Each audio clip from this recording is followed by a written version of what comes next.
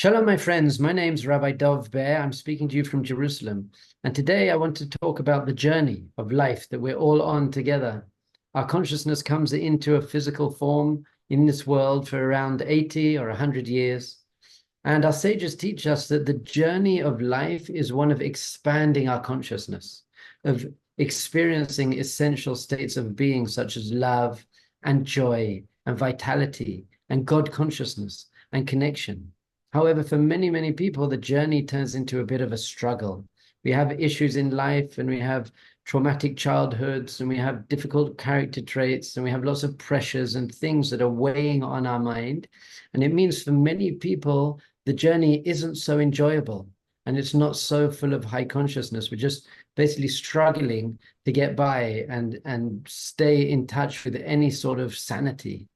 So my own journey took me from England. I grew up not in a religious home, but a very loving home. And I went to Manchester University. I studied philosophy. And I realized I have to do something because the world as I see it, many people really aren't living the most deep, meaningful, joyful lives. And I realized there has to be something more to life than just getting a job and a family and getting by and having nice material things. So I went and I lived in Asia for 6 years.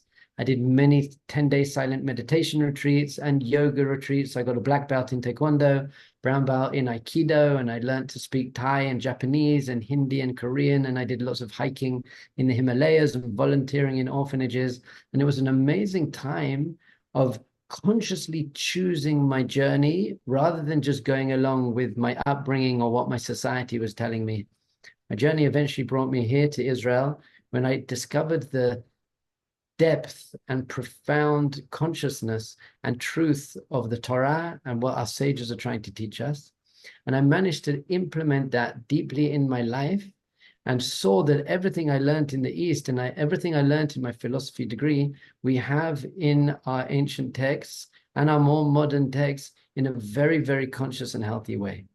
So I went on this journey, and wherever I saw, wherever I looked, whatever system and philosophy I looked into, there was one key, there was the foundation of everything, the fundamental idea that we have to understand, which is it all depends on our mind.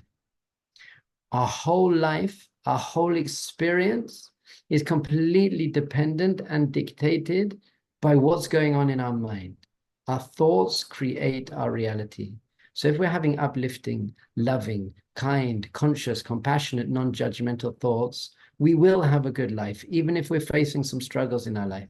We will be emotionally balanced, which means able to feel our painful emotions and our sadness and our doubt and our fear, but not to be overwhelmed and drowned by that, also not repressing it. And we'll be able to walk through life in a conscious and joyful, fulfilled, meaningful way. So what many people do is because the mind creates their whole reality, and the mind has been damaged by our childhood and by our pressures and by our society and our values, many people just don't know how to deal with that, and they try to escape into work or into drugs or into screens just to try and get away from the mind, and it doesn't work. The avoda is really to learn to calm and control the mind and then make it positive and healthy. So many people are doing healing things which are very, very helpful and wonderful. We go to therapy and narrative therapy and CBT and DBT, and there's ice baths and somatic experiencing and deep massage. Some people even do medicinal plant medicine that can help them shift their consciousness. But even with those things, that's not the journey. That's just a boost or an insight into what things really could be. What we actually need is to have the avoda, the consistent avoda. Whereas those things can unblock things and can open up possibilities, they're not all the work. The work is a consistent, joyful, conscious avoda. And that's the avoda of learning to calm and control our mind. Because we want to start living on a consistent state of peace and joy and connection. So how do we do this? I think of an example, a mashal, an analogy. Let's say I'm going in a car journey. I'm driving for 3 hours to go and meet my friend. And I get there and my friend says, "Hey, how you doing? How was your journey?" And I say to them, "It was the worst, most painful, depressing journey of my life." And they say to you, "Oh my goodness, I'm so sorry you went through that. What happened?" And I say, "Well, it was the music in the car. The music was so loud and it was so depressing and it was so angry, crash metal, just horrible music." So they'd probably look at you as if you're a little bit insane. And they'd say to you, "Okay, so why didn't you turn the music down? Why didn't you turn the music off? Why didn't you change the channel? Choose music that you like." So that's what's going on in our head. From the second we wake up in the morning to the second we go to sleep at night, we have a soundtrack playing in our head. And for most people, the soundtrack isn't necessarily the most loving and positive one. What's wrong with me? Why did I do that? What do people think of me? I've got my anxiety and my pain and my jealousy and my hopes and my fears and my memories. And for most people, they just don't have the tools to be able to turn the music off and create calm and peace and space in their mind, and then to start choosing what we want to fill our minds with. The word mindfulness, by the way, I used to think it was a funny word because my mind is so full. The problem is my mind is too full. So I want mind not so fullness. But the truth is that there's two parts of the avoda, of the spiritual work. One is learning to clear the mind, but the other one is learning to fill the mind. We want our mind to be full, but we want it to be full of God-conscious thoughts. We want it to be full of loving and joyful thoughts. We understand that our thoughts create our emotions. So if we're thinking negative, painful things, then we're going to feel bad. We're going to feel down. Whereas if we're thinking positive and uplifting things, we're going to feel good. So we have to get this balance. We have to be able to clear the space. I really see our minds like a garden. So first we have to pick out the weeds and the thorns and the stinging nettles, the things that aren't healthy. It's called surmira in Jewish growth, which means get away from the negativity. Let go of negativity.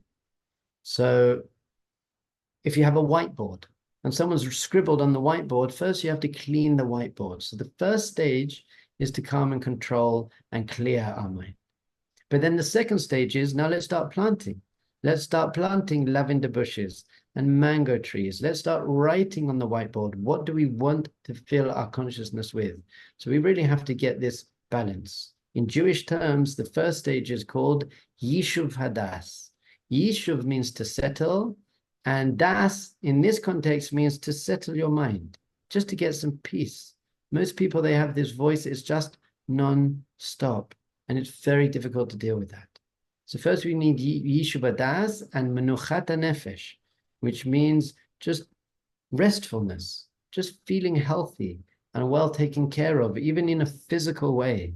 We need to be eating in the right way and sleeping enough and investing in our own physical well-being, and that will give us more resourcefulness and strength to have emotional balance and therefore mental strength. So this is our system that we're trying to build on a consistent basis. David HaMelech, King David, says it's very important though that the avoda, the work, has to be besimcha. Ivdu et Hashem besimcha means that it can't be pressure and guilt and fear and putting myself down and I'm not good enough. In fact, there needs to be some playfulness. Say, okay, I'm going to try, I'm going on this journey. I'm going to take a step, one step after the next step of sustainable and achievable methods that I can use in order to start getting balance and peace of mind and consciousness. So we've got to know how to calm the mind and then to use it and direct it. And your mind is going to now create your journey of life on a consistent basis. So what is the key to this? There's one major key. It's very, very simple. It's not easy to implement, but it's very simple and it's always available. And our sages speak about it a lot. And the key to calming your mind and clearing your mind is your breath. Your breath. Neshima, in Hebrew, neshima, obviously related to the word neshama, which means your soul. Because it says at the beginning of the Torah that God blew Adam's soul into his nostrils. So we actually see that the breath that we're speaking about now is steady, deep breath through your nose. There are other methods, Wim Hof, heliotropic breathing, which serves a purpose. There is a place for this intense healing work, but then in between those intense experiences, we have to get balance and we have to get clarity. And really, we have to simplify. We want to simplify as much as possible. In Hebrew, it's called a timimut, timimus. It means simplicity, not naivety. It means pure, simple. Stop making things over significant and overthinking things all the time. Just become present. Now, why does your breath work? For a few main reasons. Firstly, it brings you into the present moment very, very deeply. Whereas the mind, the thoughts are almost by definition in the past and the future. You're thinking about what I have to do. You're thinking about your hopes and your dreams and your anxieties and your worries. That's all future-based thinking. Or you're thinking about the past, my regrets and my guilt and my memories. And there are some good things we're thinking about, all the positive things that are going to happen in the future, all the positive things that happened in the past. But the mind is basically by definition in past and future, whereas your breath brings you deeply, deeply into the present moment. And that's where you can have peace of mind. Because your mind's usually jumping all over the place. We can't concentrate on one thing. I'm suddenly thinking about with something I have to do, and then I'm thinking about what people think of me the whole time. So we notice that sometimes your mind isn't all over the place. For example, when you're watching a movie that you're very interested in, or you're playing chess, or you're doing something, when you're in the present moment, the mind stops jumping around. However, movies and chess don't calm you down. They bring you into the present moment, but it's an intense present moment. The breath, on the other hand, brings you into a calm, clear present moment. So we're going to have to start tapping into the breath. Rashi, the main commentator on the Torah, actually says that the Jewish people, when we were slaves in Egypt, we couldn't even think about getting out of our slavery, really our mental slavery, our ego slavery. He says the words because we couldn't breathe deeply. We couldn't just take deep breaths, come into the present moment. Obviously, the other reason it works is because it takes you to a deeper place within yourself.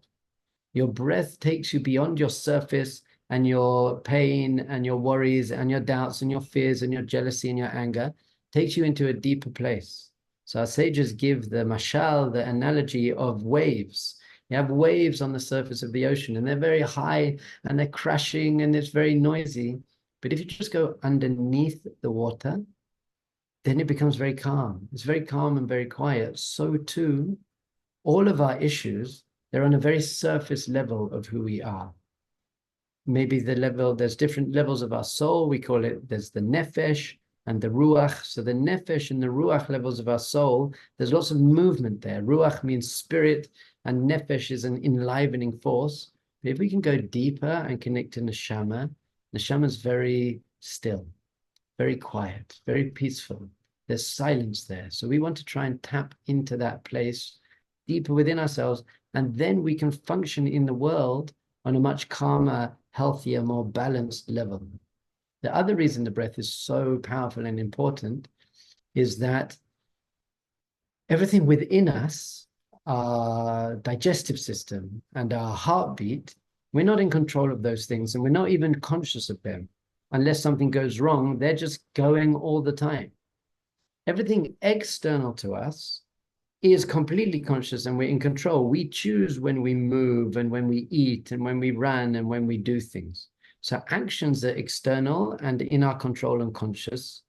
Internal things, our systems and our digestive system, that's not in our control, not conscious. There are two things that are either or, and that is our breath and our thoughts. Breath is going all the time, whether you're controlling it, whether you're conscious of it, it's just going all of the time. And so is your mind. Thoughts are going all the time, whether you're conscious of them, whether you're in control of them. So these two things are very linked. The more we can connect to our breath and bring ourselves into the present moment and make our breath conscious and start to control our breath, we're going to have about 22,000 breaths a day.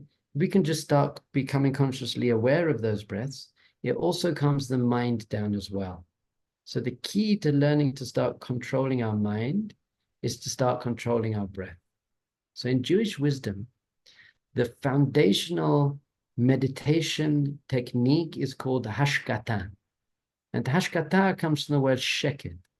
It means to just quieten down that voice in your head. And the way we do this is by focusing on our breath. That's it. Focusing on our breath coming in very deep and consciously and slowly through our nose, filling up our lungs, and then we breathe it out again very slowly, preferably through our nose. If not, then through the mouth. But always breathing in through your nose. The nose filters the air, moisturizes the air. It's like making mineral water. It's like the air coming through your nose is much more healthy for you. So what we want to do is take maybe 2 minutes, sometime in the morning when you're not going to get distracted and you're not feeling tired, you're not going to fall asleep, and do this practice. This is one of the major differences between meditation and mindfulness. Meditation is setting aside some time to practice an exercise. This is my 2 minutes to focus on my breath. Mindfulness is a way of being throughout the day, just being more aware and being more present and being more intentional in what we're doing, in noticing how I'm feeling and not necessarily reacting to that, noticing what I'm thinking and not necessarily paying that much significance. We don't have to believe everything our mind tells us and give it so much significance. We can learn to acknowledge a thought and then gently let it go.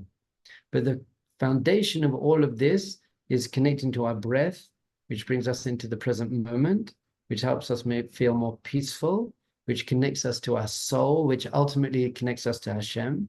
And then we can start functioning on a much higher level of consciousness. So this is the practice. Breathing deeply through your nose. What's going to happen is probably after a quarter of a second, your mind is going to go wild. I can't do this. I can't do this. It's very difficult. I feel bored. I feel anxious. What do people think of me? I've got so much to do. All you have to do is when you notice your mind going completely wild, just catch it. Just say, ah. Now, if at this point you then get frustrated, I can't do this, you're just going further and further away. So just catch it and very gently return all of your focus and your attention to the breath coming in, filling up your lungs, breath going out. Breath coming in. And what's going to happen after one breath? Your mind's going to shoot off again. How long? This has been more than 2 minutes and I've got so much to do. And is this a waste of time? And all you have to do is catch it and even smile. This is the idea of being playful. Don't take this so seriously. Just enjoy practicing. You catch your mind and you smile.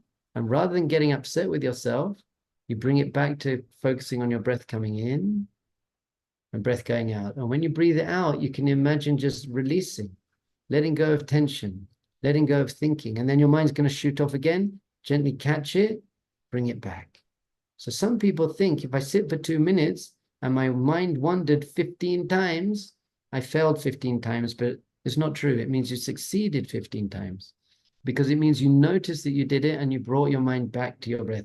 This is literally starting to control your mind, to calm your mind. It says in Pirkei Avot, Ethics of Our Fathers, Ezehu Gibor, who is a strong person, Hakovesh et Yitzro, the person who learns to control their mind, to not just be taken away with whatever my mind wants to say, especially if it's negative and painful, but to be able to observe the mind and then bring it back, bring it into the present moment again. And what's going to happen is, after a while, 1 day, 2 days, 3 days, 3 weeks, you're going to start noticing, wow, I can actually just focus on my breath more. And it's very, very peaceful.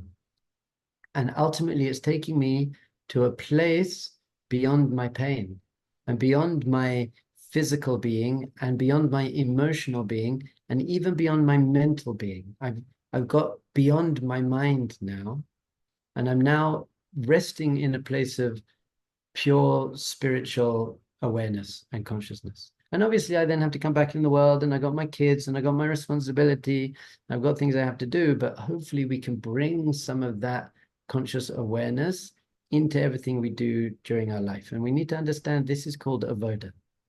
Our healing things that we do, and these intense experiences are very good, but they create inspiration. They say, okay, wow, I see different possibilities. I've unblocked some things, but they don't create transformation. We need to transform ourselves. And transformation comes from avoda, comes from work.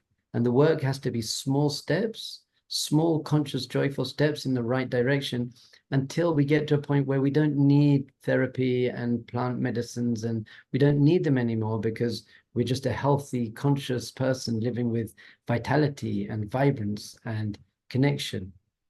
So this is our avoda. It can be done. We can all do it. Very small steps, joyful steps in the right direction. Please check out litmindfulness.org, my 8-week online mindfulness class, which really speaks about these ideas and speaks about breathing and self-compassion and self-nurture and building a healthy sense of self, but in a very compassionate and sustainable way that we can actually implement our lives and we can actually enjoy it. And therefore, we're not going to be tossed around by the waves of life and just we're on a life journey where we're a spectator on the journey and things come into our life and we just kind of have to deal with things. We're not going to be dealing with life anymore. We're going to be on this conscious adventure, and we're going to start choosing who we want to be, how we want to be, how we want to think, how we want to experience, how we want to feel, and therefore raise our level of consciousness. And then we'll have better relationships, and then we'll have a more meaningful life. And then hopefully we're going to start passing on that consciousness to the world around us and just uplift the consciousness of people around us and hopefully the whole world, and bring God, infinite conscious awareness into the world so that all of us, we're just going to heal the whole of the world. Azat Hashem, please reach out to me. Details below. I hope that we can go on this journey together.